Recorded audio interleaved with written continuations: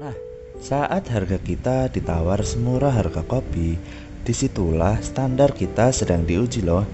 Mari kita bedah bagaimana cara menjawab tantangan di balik layar. Hai, tahun 2026 bekerja keras tidak lagi dihitung dari absen pukul 8 pagi di kantor loh. Nah, di dunia DKV kita menyebutnya suatu kebebasan. Nah, menjadi freelancer, menjadi bos untuk diri sendiri. Tetapi apakah benar itu semua bentuk dari suatu kebebasan atau hanyalah sekedar ilusi dari suatu bentuk ketidakpastian? Nah, kalian sadar gak sih bahwasanya industri kreatif sudah tumbuh sekitar 20% loh. Tetapi, apakah kesejahteraan para freelancer berbanding lurus dengan data yang sudah kita peroleh? Nah, kalau kalian sadar, dulu menjadi seorang desainer itu wajib ngantor, duduk di balik meja dengan komputer besar dari jam 8 sampai jam 5. Nah, terikat waktu, terikat ruang. Tetapi sekarang zaman sudah berubah. Era freelance membuktikan kalau karya tidak terbatas. Cukup modal laptop serta internet, kita bisa kerja dari mana saja dan di mana saja. Nah, seperti yang kita tahu, banyak banget nih teman-teman yang tumbang karena pekerjaan ganda seperti bekerja sambil kuliah. Nah, seperti yang kita tahu juga, melakukan salah satu dari kedua hal itu bukanlah hal yang mudah, sudah sangat melelahkan sekali. Nah, tetapi pada malam hari ini saya dan tim saya berhasil membawakan narasumber dan tanpa banyak basa-basi lagi, kita bisa mendengarkan perkenalan dulu ya. Ya. Perkenalkan, nama saya Ahmad Gadi Hasan. Saya di sini sebagai mahasiswa dan seorang freelancer. Kuliah saya kebetulan di Universitas Negeri Malang, jurusan Desain Komunikasi Visual. Nah, untuk freelancer yang saya kerjakan yaitu biasanya sablon kaos dan cetak saring kaos. Nah, oke, itu tadi perkenalan dari narasumber ya. Nah, jadi tanpa banyak omongan lagi, kita langsung mulai dari pertanyaan. Ini saya panggil Mas nggak apa ya Mas? Oke, jadi pertanyaan pertama nih. Nah, seperti yang saya katakan tadi, kuliah sambil kerja itu kan nggak mudah ya Mas pastinya. Nah, kira-kira rahasia ketahanan Anda agar tidak tumbang saat menjalani kuliah sambil bekerja itu gimana sih, kok bisa mentalnya kuat gitu? Ada rahasianya nggak?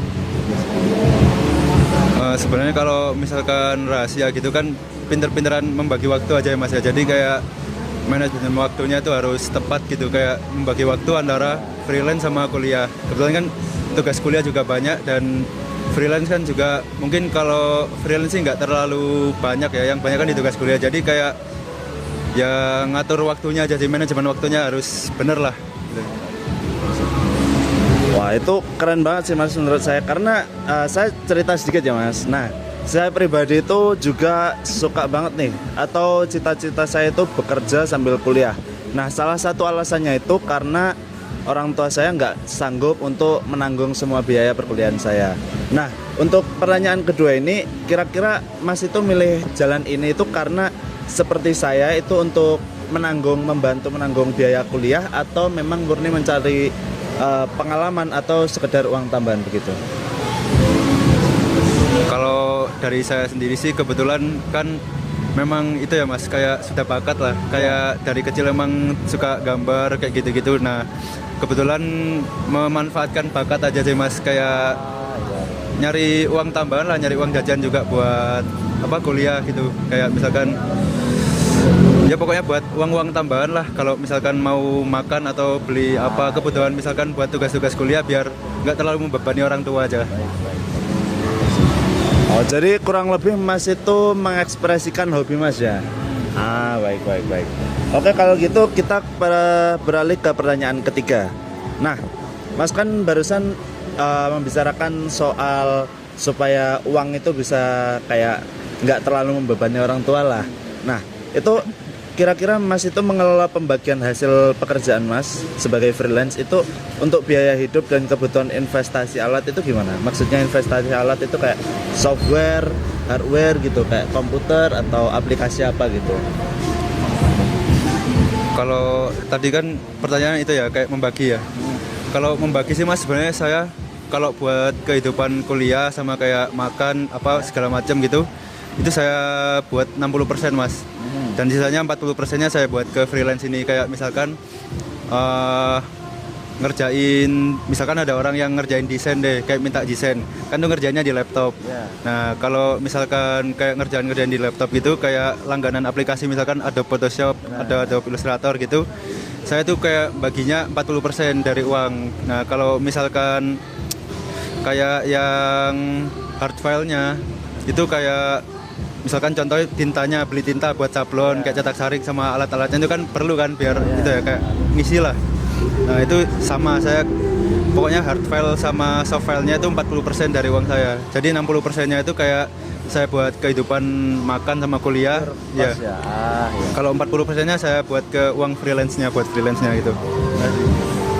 Itu menurut saya bijak banget sih Mas, cara Mas mengelola uang. Sejujurnya pas saya tanya ini, saya takutnya Mas kayak bingung karena saya lihat pertanyaannya juga agak sulit, tapi Masnya jawabannya keren banget menurut saya. Nah, kalau semisal tadi kan Mas juga bilang saat tugas itu lebih banyak di kuliah daripada di pekerjaan freelance ya. Nah, tapi ya Mas, kalau semisal saat tugas kampus dan kalian numpuk di hari yang sama, ini sama banyaknya. Nah, itu yang jadi prioritas duluan itu yang mana ya Mas? Kalau masalah gitu sih sebenarnya kan agak sulit ya baginya, kayak tugas kan ada deadline-nya sama kayak klien juga ada deadline-nya. Tapi kalau misalkan kayak gitu sih saya lebih menekankan ke klien dulu Mas, kayak ke apa? Pesanan-pesanan desain atau freelance dulu. Karena menurut saya kayak biasanya di tugas kampus itu ada keringanan. Jadi kayak misalkan kita mau ngumpulin tugas di kampus, kayak biasanya kan kalau udah mentok deadline gitu dikasih keringanan 1 hari atau 2 hari. Kalau di kampus saya sih gitu biasanya Mas. Nah, jadi kalau misalkan Masnya tanya duluan mana tugas atau freelance, saya sih biasanya duluin freelance dulu. Soalnya apa? Kenyamanan kliennya lah yang utama Mas. Kalau misalkan tugas kan bisa diundur gitu. Jadi kalau ditanya yang mana dulu, freelance dulu yang utama Mas. Oh, jadi kurang lebih kayak Mas itu nggak pengen perasaan kliennya itu kecewa, nggak pengen kecewa gitu. Iya benar, profesional. Kayak mereka udah percaya ke kita, masa kita nggak bisa kasih yang terbaik gitu. Oh, baik. Oke, kalau gitu ke pertanyaan selanjutnya. Nah, tadi kan kita sudah bahas nih tentang hardware sama software ya Mas. Nah, kira-kira bisa dijelaskan lagi nggak sih apa saja modal wajib itu yang harus disiapkan sebagai seorang mahasiswa untuk mulai terjun gitu? Terjun ke freelance. Iya, terjun ke freelance. Kalau misalkan kayak yang dibutuhin sih kalau buat saya sendiri ya kayak sablon sama cetak saring gitu. Yang pertama sih device Mas, kayak misalkan laptop gitu. Soalnya biasanya kan kalau ada klien yang pesan baju kan desain sama semuanya dari saya gitu. Nah, kalau untuk ngerjain desainnya misalkan ada apa? Kayak yang mau pesan ke saya ngerjain desainnya sih di kayak laptop dulu Mas. Kayak di aplikasinya kayak Adobe Illustrator atau Photoshop dulu.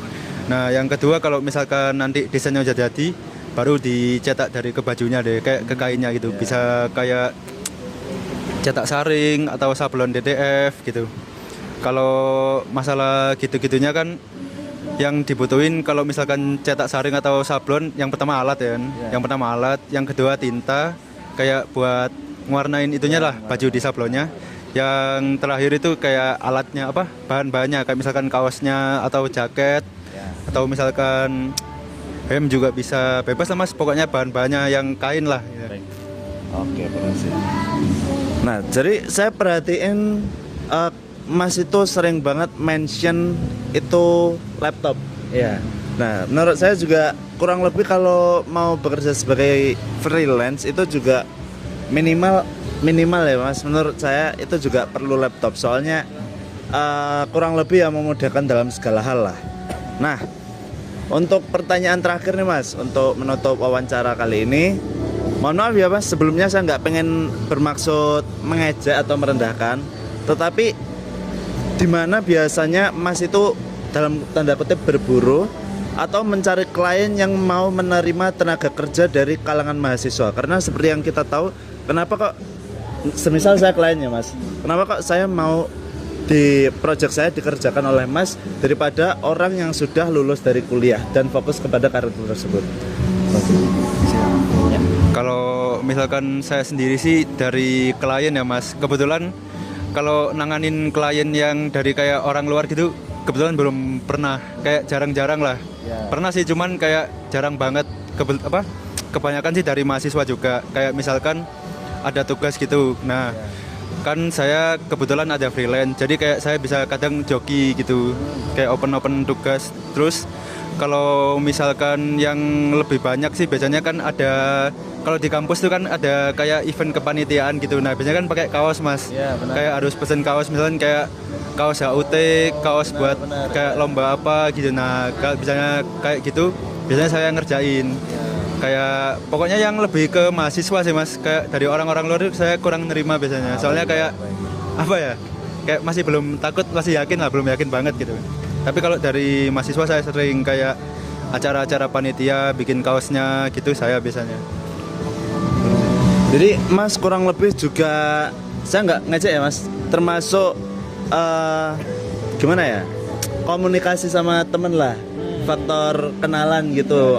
Baik ya, mungkin itu saja ya Mas, mungkin itu saja untuk sesi wawancara kali ini. Terima kasih banyak ya Mas atas waktunya. Oke, itu saja teman-teman, sesi wawancara pada malam hari ini. Kurang lebihnya mohon maaf. Bye bye.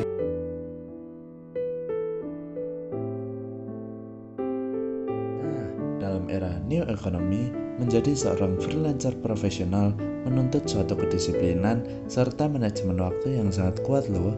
Tidak lupa juga kita harus bisa memanfaatkan relasi yang kita punya.